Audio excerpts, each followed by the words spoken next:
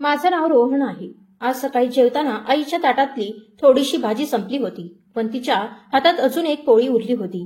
ती इकडे तिकडे पाहत होती की कुणी तिचं न बोलता समजून घेईल का. मी तिच्या मनातलं ओळखलं होतं, पण शांत बसलो, कारण आमच्या घरात वहिनीसमोर कुणालाही स्वतःहून भाजी घेण्याची परवानगी नव्हती. थोड्या वेळाने आईने धैर्य एकवटलं आणि म्हणाली, नेत्रा, थोडीशी भाजी दे ना. वहिनी थोड्या कठोर आवाजात म्हणाली, बस झालं. तुमचं आरोग्य आधीच बिघडलेलं असतं. बीपी सतत वाढतं आणि तरी तुम्हाला दोनदा भाजी हवी. जे खाल्लंय ते पुरेसं आहे. मी भावाकडे म्हणजे अमितकडे पाहिलं की कदाचित तो काही बोलेल, पण तो जेवणात इतका गुंतला होता की जणू काहीच ऐकलं नव्हतं. आईने हात पुसून उठण्याचा प्रयत्न केला तेव्हा मी म्हणालो, वहिनी, आई दिवसभर घरात काम करते तेव्हा तिच्या तब्येतीचा विचार तुम्हाला होत नाही आणि आता तिला थोडी भूक लागल्यावर तुम्ही तिला भाजी देत नाही. वहिनी म्हणाली, तू जास्त आईचा सखा होऊ नकोस.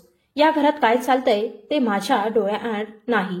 तू आणि तुझी आई दोघंही फुकटचं खात बसलेले असता. तुझा भाऊ म्हणजे अमित किती मेहनत करतो त्याची किंमत तुला नाही. आधी काही कामधंदा धर, मग मोठ्या मोठ्या गोष्टी बोल. नालायक, ना कामाचा ना काजाचा, फक्त धान्याचा शत्रू. तिच्या त्या शब्दांनी माझं मन दुखावलं, पण मी काही बोललो नाही. मात्र आईची भूक मला सहन झाली नाही, म्हणून मी माझी वाटी तिच्यासमोर ठेवली आणि म्हणालो, आई, तू खा. वहिनी लगेच तावातावाने म्हणाली, आणि तू कोण माझ्या म्हणण्याच्या आड येणारा. माझ्या डोळ्यात पाणी आलं. मी म्हणालो, वहिनी, तुमच्यात माणुसकी नावाची गोष्टच नाही. हे ऐकून ती मोठ्याने रडायला लागली आणि म्हणाली, पहा ना महेश, रोहन माझ्याशी बदतमीजी करतोय. महेश म्हणजे माझा भाऊ माझ्याकडे रागाने पाहून म्हणाला, आपल्या वहिनीची माफी माग. मी म्हणालो, भाऊ, जेव्हा वहिनी आईशी अन्याय करत होती तेव्हा तू गप्प बसला होतास आणि आता अचानक तुला गैरसोय वाटते. तू तर अगदी जोरूचा गुलाम झालायस. तुला स्वतःच्या आईचं काही भानच नाही. हे ऐकून महेश उठून उभा राहिला आणि म्हणाला, पुरे झालं तुझं उद्धटपण. आता घरातून निघून जा, नाहीतर माझं वाईट होईल. मला सुद्धा राग आला. मी म्हणालो, खरंच तूच या घरातला सर्वात वाईट माणूस आहेस. त्यावर त्याने मला एक जोरदार चापट मारली आणि मला धक्के मारत घराबाहेर काढलं. मी स्तब्ध उभा राहिलो. मला याची कल्पनाच नव्हती की असं काही होईल. आई रडत म्हणाली, महेश, तुला काय झाले? तू रोहनला असं कसं घराबाहेर काढू शकतोस? हे घर त्याचंही आहे. दोघांचा समान हक्क आहे या घरावर. पण महेश म्हणाला, आई, तुला तुझ्या दुसऱ्या मुलाची इतकीच काळजी आहे तर तूही त्याच्यासोबत जा. मला आता या घरात काही शांतता नाही. आणि अशा प्रकारे आईलाही भावाच्या घरातून बाहेर काढलं गेलं. मला माझी काही पर्वा नव्हती. मी कुठेही राहू शकलो असतो, पण आईला कुठे ठेवणार हा प्रश्न माझ्या डोक्यात फिरत होता. मी म्हणालो, आई, तुला घर सोडायला नको होतं. हे घर वडिलांचं आहे. तू तिथेच राहायला हवी होतीस. मी तुला कुठे घेऊन जाऊ? माझ्याकडे राहण्यासाठी जागा नाही. आई फूट फूट रडत म्हणाली, मग काय करू रे बेटा? एकाने घरातून काढलं आणि आता तूही म्हणतोस की माझ्यासाठी जागा नाही. असं असेल तर मरतेस मी, विष घेते मी. मी घाबरून म्हणालो, आई, नाही, असं काही म्हणू नकोस. मी तुला सोडणार नाही. पण खरं सांगायचं तर मला काहीच सुचत नव्हतं. आई म्हणाली, बेटा, चिंता करू नकोस. देव आपल्यासाठी काहीतरी करेल. मी आईला घेऊन माझ्या एका मित्राकडे गेलो, कारण राहायला दुसरीकडे जागा नव्हती. हॉटेलमध्ये राहायला पैसे नव्हते. आईसाठी अन्न आणायलाही नाही. पण माझ्या मित्राने मोठ्या मनाने आमचं स्वागत केलं. मी म्हणालो, मी 2 दिवस राहून निघून जाईन. तो हसून म्हणाला, तू आईसोबत आलायस, मग तू जितके दिवस हवे तितके इथे राहा. मला माहित होतं की तो सुद्धा माझ्यासारखाच आहे, आपल्या आई वडिलांच्या पैशावर जगणारा. तोही आमचा खर्च फार दिवस उचलू शकत नव्हता आणि मला कोणावर ओझं व्हायचं नव्हतं. म्हणून मी आईला तिथेच ठेवून नोकरीच्या शोधात बाहेर पडलो. नशिबाची गोष्टच असते. कोणाच्या हातात देव पैसा भरभरून देतो तर कोणाचे हात कायम रिकामीच राहतात. माझा भाऊ अमित माझ्यापेक्षा कमी शिकलेला होता, पण तरीही त्याला एका मोठ्या हॉटेलमध्ये मॅनेजरची नोकरी मिळाली होती आणि त्याचा पगारही चांगला होता. मी मात्र त्याच्यापेक्षा जास्त शिकलेला असूनही अजून रस्त्यावर फिरत होतो नोकरीच्या शोधात. आई आता सुरक्षित जागी होती, म्हणून मी रोज सकाळी लवकर उठून नोकरी शोधायला बाहेर निघायचो आणि रात्री 10च्या सुमारास परत यायचो. मी माझ्या मित्राकडे फक्त 2 दिवस राहायचं सांगितलं होतं, पण आता 4 दिवस उलटले तरी मला कुठेही नोकरी मिळाली नव्हती. मनात घबराट आणि संभ्रम वाढत चालला होता. आता काय करू हे समजेना. 4थ्या दिवशी ठरवलं की आता मी मित्राच्या घरातून निघतो. पुढे देवावर सोपवतो सगळं. पुन्हा एकदा नोकरीच्या शोधात बाहेर पडलो. शहरभर सर्व ठिकाणी विचारलं, पण कुठूनच काहीच योग्य उत्तर मिळालं नाही. थकलो, दमलो आणि एका कोपऱ्यात बसलो तेव्हा भिंतीवर चिकटवलेला एक कागद दिसला. त्यावर लिहिलं होतं, एका हॉस्पिटलमध्ये चपराशी हवा आहे. पगार 30,000 रुपये. राहण्याची सोय मोफत. हे वाचून माझ्या डोळ्यात पाणी आलं. मन म्हणालं, रोहन, ही नोकरी तुझ्यासाठी नाही. मी MBA केलेला माणूस आणि आता चपराशी बनू. हे विचारून मन रडू लागलं. पण आईचा चेहरा समोर आला, तिची भूक, तिचं दुःख. आणि मग मी काही न विचारता उठलो आणि त्या पत्त्यावर गेलो. हॉस्पिटलच्या रिसेप्शनवर गेलो आणि म्हणालो, मी चपराशीच्या नोकरीसाठी आलोय. ते लोक माझ्याकडे पाहून थोडं चकित झाले. दिसायला मी नीटनेटका, सुशिक्षित आणि सभ्य घराचा वाटत होतो. देवाने मला थोडं देखणंही बनवलं होतं. कॉलेजच्या काळात मुली मला राजकुमारासारखं समजायच्या. मग मला डॉक्टरांकडे इंटरव्ह्यूसाठी नेण्यात आलं. डॉक्टरांनी माझी फाईल पाहिली आणि थोड्या आश्चर्याने म्हणाले, तू MBA केलेला आहेस आणि चपराशीची नोकरी करणार? ही नोकरी तर अशिक्षित लोकांसाठी आहे. तू ही नोकरी का करू इच्छितोस? हे ऐकून माझ्या डोळ्यात अश्रू आले. मी शांत आवाजात म्हटलं, सर, मी खूपच मजबूर आहे. बऱ्याच ठिकाणी अर्ज केला, इंटरव्ह्यू दिले, पण कुठेच काही जमत नाही. मला आता कुठलीही नोकरी हवी आहे, भले ती चपराशीची का असना. डॉक्टर काही क्षण शांत राहिले आणि म्हणाले, जर तसं आहे तर मी तुला ही नोकरी देतो. अशा प्रकारे मला हॉस्पिटलमध्ये चपराशीची नोकरी मिळाली आणि हॉस्पिटलच्या मागच्या बाजूला असलेल्या क्वार्टर्सपैकी एक फ्लॅटही मिळाला. आनंद व्हावा की दुःख हे समजत नव्हतं, पण जे काही होतं ते नशिबाने ठरवलं होतं. मी माझ्या मित्राकडे गेलो, त्याचे आभार मानले आणि म्हणालो, तू मला एवढ्या कठीण काळात आसरा दिलास, यासाठी मी सदैव ऋणी आहे. आता मी आणि आई इथून निघतोय. मित्र म्हणाला, कुठे चालला आहेस? मी सांगितलं की मला हॉस्पिटलमध्ये नोकरी मिळाली आहे. तो हसला आणि म्हणाला, अरे, MBA केलायस तू आणि हॉस्पिटलमध्ये नोकरी? कसली नोकरी मिळाली तुला? मी थोडं लाजत म्हणालो, चपराशीची.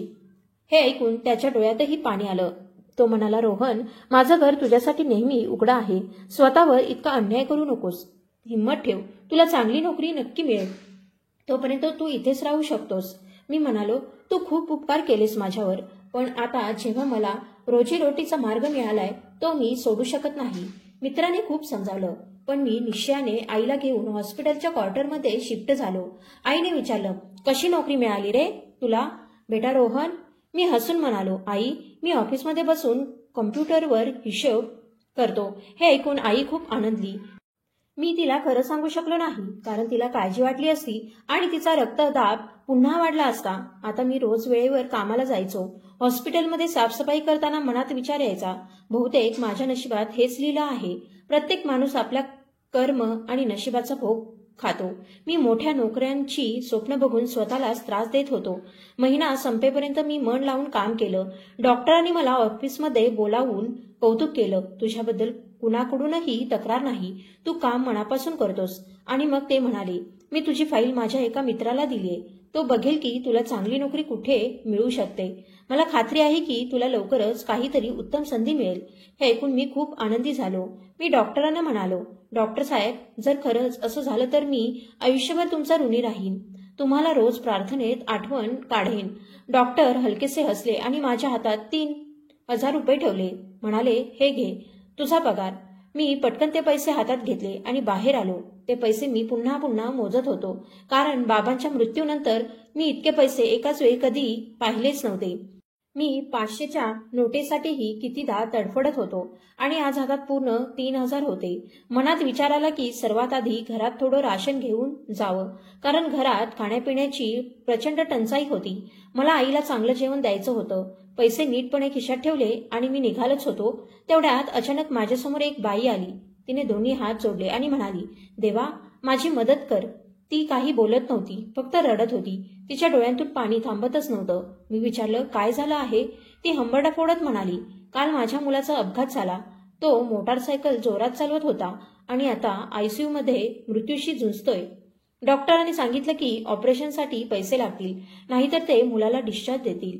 माझ्याकडे काहीच नाही, काहीच नाही.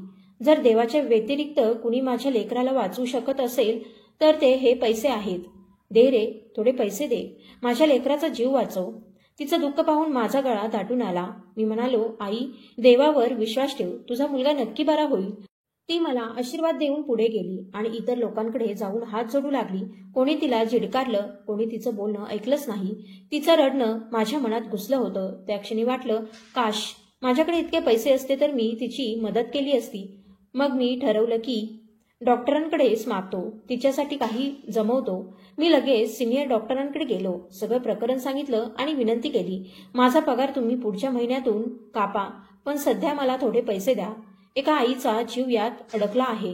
हॉस्पिटलमधल्या काही लोकांनी मला थोडे पैसे दिले. कुणी 1000, कुणी 100, सगळं मिळून जवळपास 30,000 रुपये झाले. मी आनंदाने ते पैसे घेऊन त्या बाईला शोधून काढलं आणि म्हणालो, हे पैसे मी हॉस्पिटलमधल्या स्टाफकडून जमा केले आहेत. हे डॉक्टरांना द्या, जेणेकरून ते तुमच्या मुलाचं ऑपरेशन सुरू करतील. बाकीचं देव सांभाळेल. ती रडत माझे हात धरून रडू लागली. म्हणाली, देव तुला लाखो पटीने फेड देईल. तू करोडपती होशील बेटा. तिचं आशीर्वादाचं वाक्य ऐकून मी हलकेच हसलो. करोडपती होणं माझ्या नशिबात नव्हतं, पण 2 वेळचं पोटभर जेवण मिळणं सुद्धा माझ्या नशिबात आहे की नाही याचीच शंका होती. आज पगार मिळाला, तोही मी त्या बाईला दिला होता आणि पुढचे 2-3 महिने जे पैसे उधार घेतले होते ते माझ्या पगारातून कपात होणार होते. घरात तर आता राशनच नावही नव्हतं. मी घरी पोचलो. आई माझी वाट पाहत बसली होती. ती म्हणाली, बेटा काय आणलंस?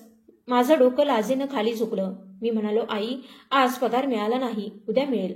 आईने काही बोललं नाही. तिने शांतपणे कोरड्या पोळीबरोबर लोणचं काढलं आणि जेवायला बसली. तिच्या तब्येतीला लोणचं चांगलं नव्हतं, कारण तिला बीपीचा त्रास होता. हे पाहून माझं मन फाटलं, पण मी काहीच करू शकलो नाही. मी अन्न न खाता बिछाण्यावर अडवा झालो. आई म्हणाली, थोडं तरी खा रे. मी म्हणालो, नको आई, भूक नाही. आईला माझं दुःख कळलं होतं. ती म्हणाली, बेटा काळजी करू नकोस, देव आपल्याला नक्की काहीतरी चांगलं देईल, तू खा. मी चिडलो आणि म्हणालो, आई तू मला खोट्या आशा देणं बंद कर. देव आपल्याला काही देणार नाही. आपण दोघं असंच जगत राहू. आईने प्रेमाने माझ्या डोक्यावर हलकीशी थाप मारली. तेवढ्यात दरवाजावर टकटक झाली. मी उठलो आणि दरवाजा उघडला. बाहेर 2 माणसं उभी होती. दोघांनी सूट घातलेला, डोळ्यांवर काळे चष्मे, हातात महागडी घड्याळं आणि बाहेर एक मोठी गाडी उभी. मी थोडं घाबरलो आणि विचारलं, आपण कोण? त्यापैकी एक म्हणाला, काळजी करू नका, तुम्ही आम्हाला ओळखत नाही, पण मिस्टर रोहन आम्ही तुम्हाला फार चांगलं ओळखतो. त्यांनी माझ्यासमोर एक किल्ली आणि काही कागद ठेवले. मी चकित होऊन विचारलं, हे कागद आणि चावी मला का देताय? तो माणूस म्हणाला, हे तुमच्यासाठी एक सरप्राईज आहे. घरी जा, सोफ्यावर बसून हे पत्र नीट वाचा, नाहीतर आनंदाने भोवळ येईल. मी थक्क झालो होतो. मनात प्रश्नांचा वादळ उठलं आणि हातातले कागद मी हळुवारपणे पकडले. माझं मन आतून हादरलं होतं. काहीतरी अनर्थ घडणार या भीतीने अंग थरथरत होतं. मी ऐकलं होतं, श्रीमंत लोक कधीही साधे नसतात, त्यांच्या मनात काहीतरी खेळ असतोच. मग हे लोक मला हे कागद का देऊन गेले? त्यांना माझ्याकडून काय हवं असेल? मनात विचार आला, कदाचित ही माझ्या आयुष्याची सर्वात मोठी चूक ठरेल. आईने विचारलं, बेटा दारावर कोण होतं? तिने माझ्या हातातले कागद पाहिले आणि म्हणाली, हे काय आहे रे? मी म्हणालो, आई 2 अनोळखी माणसं हे पेपर देऊन गेली. मला स्वतःलाही माहीत नाही यात काय आहे. आई म्हणाली, अरे मग उघडून बघ ना, काय लिहिलंय ते? मी म्हणालो, हो बघतो, पण खरं सांगायचं तर माझ्या हाताला थरथर होती. शेवटी मी धैर्य एकवटलं आणि तो कागद उघडला. त्यात लिहिलं होतं, मिस्टर रोहन, आज मी तुम्हाला सिटी हॉस्पिटलमध्ये पाहिलं. तुम्ही एक चपराशी म्हणून काम करत होता, पण ज्या पद्धतीने तुम्ही आज तुमचा पगार मिळताच एका गरीब स्त्रीला मदत केली आणि नंतर हॉस्पिटलच्या इतर कर्मचाऱ्यांकडून तिच्यासाठी पैसे जमवले, हे पाहून मी खूप प्रभावित झालो. मी तुमच्याबद्दल चौकशी केली आणि मला समजलं की तुम्ही सुशिक्षित, प्रामाणिक आणि गरिबीच्या परिस्थितीतही स्वाभिमानी आहात. इथेपर्यंत वाचताच मी खोल विचारात गेलो. कोण असेल हा माणूस जो मला बोलावतोय? मनात भीती होती. आजकाल फसवणूक किती सामान्य झाली आहे. लोक गरिबांना फसवायला मागे पुढे पाहत नाहीत. आई म्हणाली, रोहन काय रे, त्या पत्रात असं काय लिहिलंय की तू एवढा घाबरलास? मी संपूर्ण पत्र तिला वाचून दाखवलं. आईने ऐकलं आणि थोडी काळजीत पडली. ती म्हणाली, नको बेटा, त्या पत्त्यावर जाऊ नकोस. कोण माहीत कोण असतील ते लोक. आपलं काम शांतपणे करत राहा. मी मान डोलावली. थोड्या वेळाने आई म्हणाली, आज तुला पगार मिळाला होता ना, पण तू तो सगळा त्या बाईला दिलास. मी गप्प बसलो. ती काही क्षण शांत राहिली आणि मग माझा हात हातात घेऊन म्हणाली, मला तुझा अभिमान वाटतो रोहन. तुझ्या वडिलांचं स्वप्न तू पूर्ण केलंस. मी नेहमी विचार करत असे की कदाचित माझ्या संगोपनात काहीतरी कमी राहिली म्हणून तुझ्या तुझा भाऊ अमित आणि त्याची बायको इतकी निर्दयी झाले, पण आज तू जे केलंस त्यानं सिद्ध केलं की माझी परवरिश योग्य होती. देवाचा आभार मानते की माझ्या जिवंतपणी मला असं दृश्य पाहायला मिळालं. आईचे शब्द ऐकून माझ्या चेहऱ्यावर एक छोटंसं हसू आलं. दुसऱ्या दिवशी सकाळी मी हॉस्पिटलमध्ये माझ्या कामावर गेलो. मनात ठरवलं होतं की त्या पत्रात दिलेल्या पत्त्यावर मी जाणार नाही. मला भीती वाटत होती, जर काही चुकीचं घडलं तर माझी आई कोण सांभाळणार. पण दिवसभर माझं लक्ष कामात नव्हतं. सतत त्या पत्राचा विचार मनात फिरत होता. मनात कुठेतरी आवाज येत होता, काय माहीत खरंच काही चांगलं नशिबात लिहिलं असेल. शेवटी मी ठरवलं, भीती झटकायची आणि तिथं जाऊन बघायचं. मी त्या पत्त्यावर पोहोचलो. समोर एक भव्य रेस्टॉरंट होतं. आत गेलो तर चौकीदार म्हणाला, आपण कोण? मी म्हणालो, माझं नाव रोहन आहे. तो हसला आणि म्हणाला, अरे तेच ना, सिटी हॉस्पिटलचे. चला बॉस वाट पाहत आहेत. मी थोडा गोंधळलो, पण त्याच्यासोबत चालत गेलो. त्याने मला एका सेक्रेटरीकडे सुपूर्द केलं. तिने मला आत नेलं. खोलीत थंड एसीचा झोका लागताच अंगात शहारा गेला. समोर बसलेला माणूस म्हणाला, तू मला ओळखत नाहीस, पण मी स्वतःच परिचय देतो. माझं नाव महेश आहे. मी या रेस्टॉरंटचा मालक आहे. पण आजपासून हे रेस्टॉरंट मी तुझ्या नावावर करायचं ठरवलं आहे. मी थक्क झालो. म्हणालो, आपण माझ्याशी विनोद करताय का? तो शांतपणे म्हणाला, नाही रे, ही खरी गोष्ट आहे. तुझं प्रामाणिक आणि मोठं मन मला खूप भावलं, म्हणून मी ही संपत्ती तुला द्यायचं ठरवलं. मी अजूनही अविश्वासाने विचारलं, पण का? तुम्हाला माझ्याशी काय घेणं देणं? तो हळू आवाजात म्हणाला, कारण 20 वर्षांपूर्वी माझ्याबरोबर आणि माझ्या मुलीसोबत असंच झालं होतं. मी त्या काळी मोठा व्यापारी होतो. माझे 4 मुलगे आणि 1 मुलगी होती. पण 4ही मुलांनी त्यांच्या बायकांचं ऐकून मला घराबाहेर काढलं. मी आणि माझी 10 वर्षांची मुलगी रस्त्यावर आलो. माझ्याकडे उपचारासाठीही पैसे नव्हते आणि मला कर्करोग झाला होता. मृत्यू जवळ आला होता. तेव्हा एक दिवस एक माणूस मला भेटायला आला. त्याने मला हेच रेस्टॉरंट दिलं. मी थक्क झालो. विचारलं, हे का देताय? तो म्हणाला, ही प्रॉपर्टी तुझ्या वडिलांच्या नावावर आहे. आता ती तुलाच मिळायला हवी. मी चौकशी केली आणि खरंच समजलो की माझ्या वडिलांच्या नावावरच ही जागा होती, जी लग्नाआधी फसवणुकीनं घेतली गेली होती. ज्याने ती घेतली होती त्याला त्याच्या पापाची शिक्षा मिळाली. त्याची 2 मुलं त्याच्यासमोरच तडफडून मेली. पत्नी त्याला सोडून गेली आणि तो स्वतःही आजाराने संपला. त्याला उमगलं की दुसऱ्याचं हक्काचं हिसकावणं देवाला कधीही मान्य नसतं.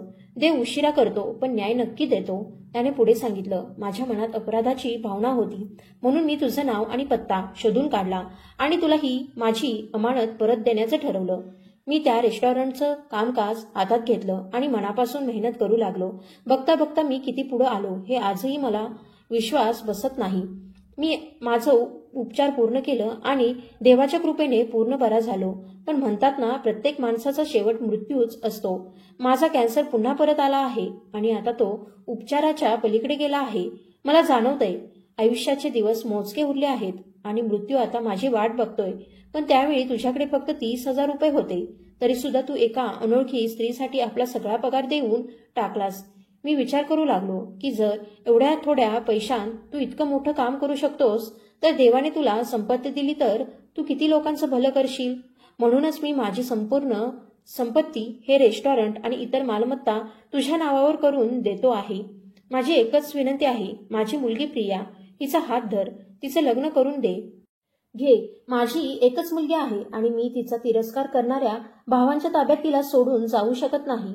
ती खूप निरागस आहे आणि तिचे भाऊ व वहिनी तिचं आयुष्य उद्ध्वस्त करतील. मला ठाऊक नाही तिचं लग्न कुठं करतील, कोणासोबत करतील. त्यांचं बोलणं ऐकून माझ्या अंगावर शहारा आला. मी कधी स्वप्नातही विचार केला नव्हता की माझं एक छोटंसं पुण्याचं काम मला इतकं मोठं फळ देईल. तेव्हा मला जाणवलं, गरिबांची मदत करणं म्हणजे देवाची सेवा करणं. मी देवाच्या मार्गात काही रुपये अर्पण केले आणि देवाने मला 100 कोटींची संपत्ती दिली. तो क्षण इतका भावनिक होता की माझ्या डोळ्यात अश्रू आले आणि मी देवाचे आभार मानले. आज मला उमगलं की खरंच दुसऱ्याची मदत केल्याने मनाला शांती मिळते आणि देवही प्रसन्न होतो. मी त्या रेस्टॉरंटचं व्यवस्थापन सुरू केलं. काही दिवसातच मला संपूर्ण कामकाज समजलं, प्रशिक्षण मिळालं आणि माझं शिक्षण त्यात खूप उपयोगी पडलं. मग महेश साहेबांनी माझं लग्न त्यांची मुलगी प्रियासोबत केलं. प्रिया अतिशय सुंदर आणि त्याहूनही सुंदर मनाची होती. लग्नानंतर मी हॉस्पिटलची नोकरी सोडली, त्यामुळे हॉस्पिटलचा फ्लॅटही सोडावा लागला.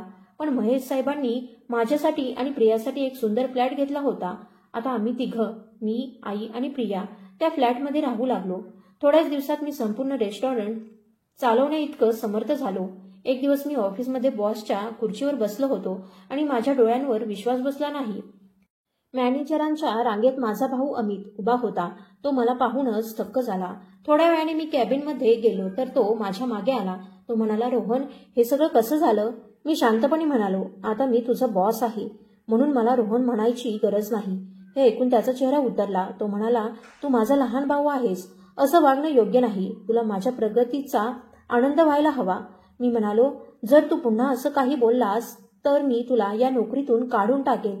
माझं वाक्य ऐकून तो गोंधळला आणि निघून गेला. मी विचार केला, हीच देवाची लीला आहे. कालपर्यंत जो माझ्यावर हुकूम चालवत होता, आज वेळेने त्याला माझ्या पुढं झुकायला लावलं. त्या दिवशी मी आयुष्याचा एक मोठा धडा शिकलो. कधीही गर्व करू नये आणि शक्य तेवढं गरजवंतांना मदत करत राहावं. देवाने माझ्यावर अशी कृपा केली की रेस्टॉरंट आधीपेक्षा जास्त चालू लागलं. मी अनेक गरीब कुटुंबांना मदत केली. महेश साहेब माझ्यावर खूप खुश होते आणि माझी पत्नी प्रिया, ती तर देवदूतच निघाली. तिनं माझ्या आईची जशी सेवा केली ते पाहून माझ्या डोळ्यात पाणी आलं. ती फक्त सून नव्हती तर खरी मुलगी बनून वागत होती. आईही तिच्यावर प्रचंड प्रेम करू लागली. आज मी माझ्या आयुष्यात खूप आनंदी आहे. काहीही कमी नाही. पण एक प्रश्न माझ्या मनात आहे, मी माझा भाऊ अमित आणि वहिनी नेत्राला माफ करावं का? ही कथा पूर्णतः काल्पनिक आहे. हिचा कोणत्याही प्रत्यक्ष व्यक्ती, ठिकाण किंवा घटनेशी काहीही संबंध नाही. उद्देश फक्त मनोरंजन, प्रेरणा आणि सस्पेन्स सादर करणं हा आहे. तुम्हाला ही कथा कशी वाटली ते नक्की कळवा. कथा आवडली असेल तर लाईक करा, शेअर करा आणि आणखी अशाच प्रेरणादायी आणि रोमांचक कथा ऐकण्यासाठी चॅनलला सबस्क्राईब करा. धन्यवाद.